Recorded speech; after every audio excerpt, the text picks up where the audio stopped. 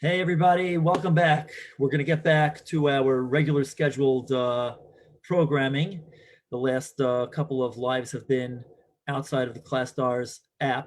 But we're going to get back into it. And today I want to talk about something that I've been skipping over pretty much every single time because the main function of the app is to help teachers keep track of who needs their attention the most.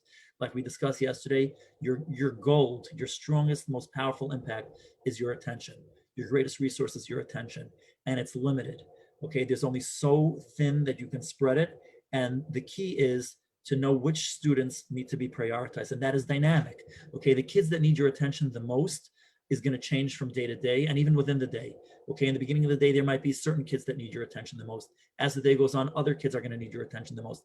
And ClasStars provides a platform and a system for you to understand very clearly who needs your attention the most. And again, we have basically two tiers. The first tier is that everyone deserves positive feedback. Okay, so you look at the 2-day meter and you can see right away when you come into class which kids have not gotten or have gotten the least positive feedback in the last 2 days. Those are the priority kids. And you work on those kids, you focus on those kids and make sure that those kids are getting positive feedback. Once that first tier, which is across the board, everybody gets it. Okay, no child is left behind, if that doesn't sound cliche enough. Okay, every student counts. Every single student gets positive feedback from you, and you can give them seven positive feedbacks will show on the meter. And when everybody's bucket is full, when everybody's gotten all the positive feedback, the second thing that we're looking for is the ratio of positive to negative, and that's the relationship. Because the kids that are struggling, the kids that are acting out, the kids that are not able to do what everybody else is doing, the kids that are getting the swipe downs, those kids need even more positive feedback because, again, remember, the relationship is easily predictable when you know the ratio of positive to negative interactions.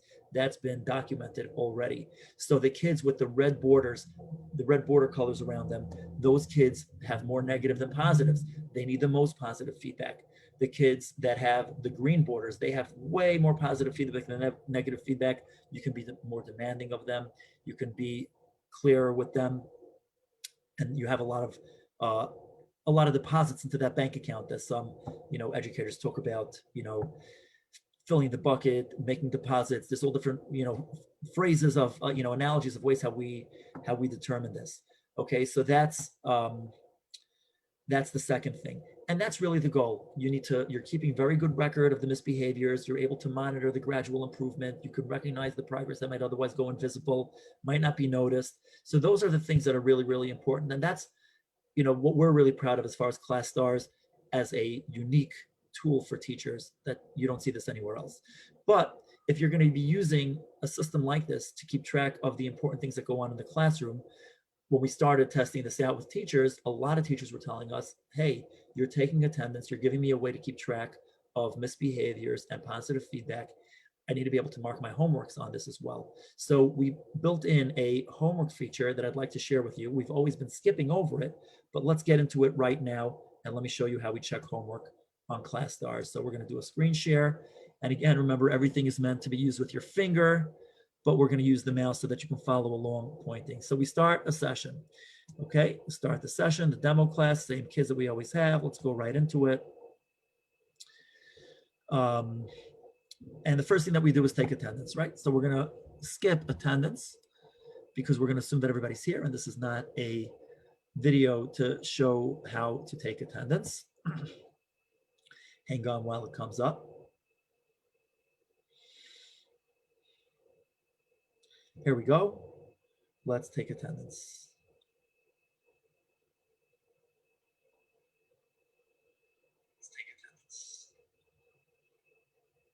There we go. Okay, everybody's here. Let's end attendance. And now, instead of hitting go to class, which is what we usually do, we're going to check homework. Okay, now, you don't have to check homework right away. You don't have to get to that off the bat. Okay, but you can. And the way you check homework is as simple as taking attendance. Everybody's got a question mark because we don't know if they did their homework or not. And all you do is tap on the student once to mark that they did it, tap a second time to mark that they did it partially, and tap on it a third time if they didn't do it at all. Oops. Just like that. Okay, So you're just going to go through the kids that did their homework and you're going to tap and mark that they did it. Someone did it partially, mark like that. If they didn't do it at all, you mark a third time. And again, if you mark a fourth time, it's going to bring it back to unchecked.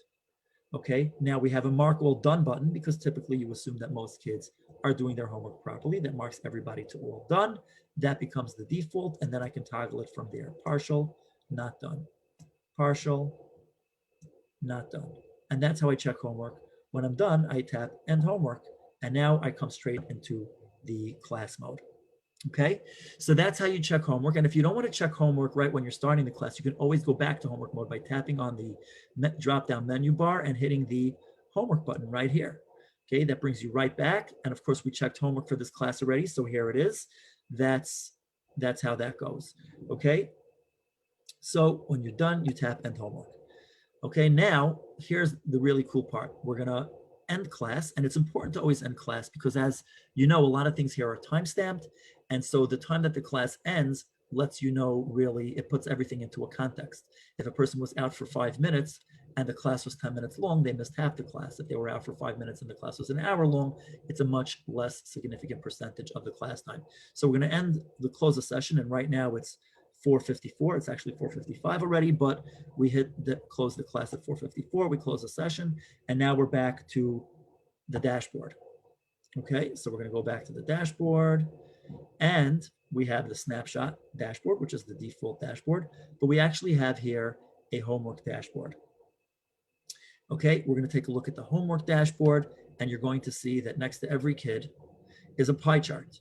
Okay, now, as opposed to all the other dashboards, we actually in the demo class put random data so that the dashboards look good. We have not done that for the homework dashboard. So the homework dashboard is only checking this homework right now that we're doing.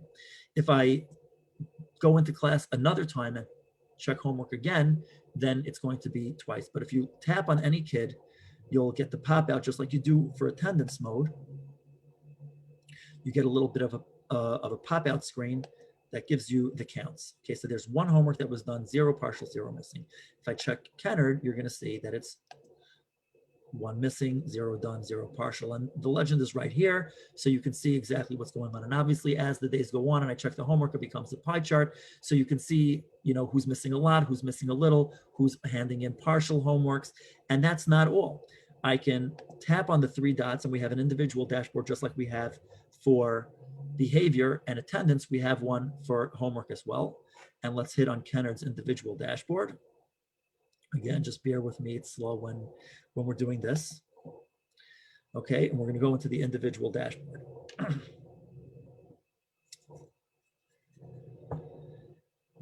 Okay, now once you're in the individual dashboard, this is interesting because it's actually showing 240 homework records. I'm not sure exactly where this comes from, but let's narrow the time frame. We're looking at from July 22nd through today, September 16th.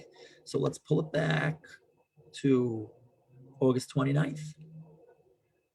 And we'll pull it back over here as well. Let's just give it a chance to catch up.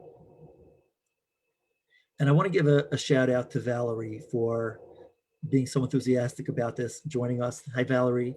You can give us a like on the FaceTime, on the Facebook Live. Appreciate you joining us here today. Let's move this over here.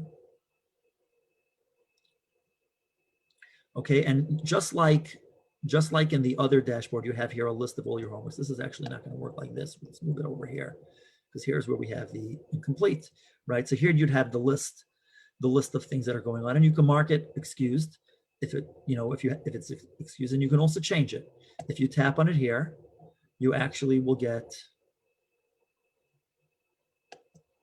an option, and again, to change it from not done to unmarked to done completely, or to done partially. Okay, when it's done partially, the default is that it's 50%, but you can adjust the percentage of how well this was done, and then you hit accept, and it will actually change that here. And here you have the pie chart similar to what you had over there, and also you can pull out this individual plotting chart that's going to give you Again, this makes no sense because it's not there, but it's going to give you a bar across everything. This is partially done, and it's basically September 16th, September 17th. This doesn't make sense because it's just one. But as you do it, as it goes on, it's going to fill in and make a lot more sense. So this is the homework dashboard, the individual homework dashboard when you want to get it specifically. And again, you can filter, not having the unknowns here. Now you have all of a sudden, once you count the unknowns for all the demo sessions that I've done, it goes like this, and you could see it a lot more clearly. We can actually change it by tapping here. Let's change up some of them so that you can see it a little bit more clearly. Let's change this to done, accept. Let's change this one to not done.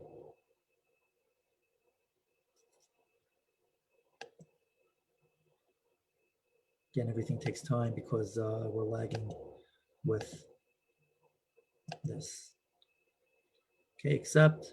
And that's how it goes. It's going to show up here. Let's narrow this field down a little bit. Let's just look at these last few days.